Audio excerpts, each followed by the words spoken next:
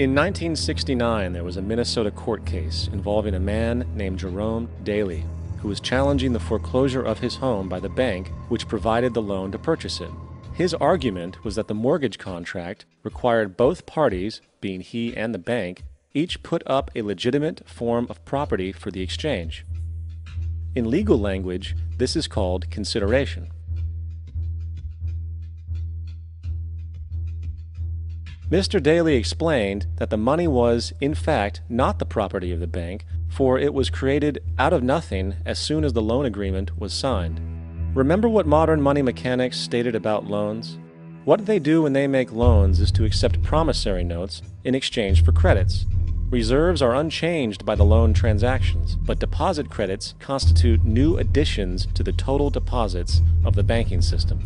In other words, the money doesn't come out of their existing assets. The bank is simply inventing it, putting up nothing of its own, except for a theoretical liability on paper. As the court case progressed, the bank's president, Mr. Morgan, took the stand, and in the judge's personal memorandum, he recalled that the plaintiff, bank's president, admitted that, in combination with the Federal Reserve Bank, did create the money and credit upon its books by bookkeeping entry. The money and credit first came into existence when they created it. Mr. Morgan admitted that no United States law or statute existed which gave him the right to do this. A lawful consideration must exist and be tendered to support the note. The jury found that there was no lawful consideration, and I agree. He also poetically added, "Only God can create something of value out of nothing." And upon this revelation, the court rejected the bank's claim for foreclosure, and Daly kept his home. The implications of this court decision are immense.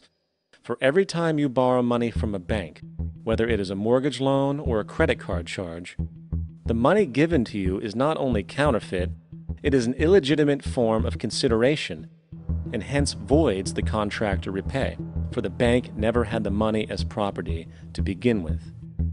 Unfortunately, such legal realizations are suppressed and ignored, and the game of perpetual wealth transfer and perpetual debt continues.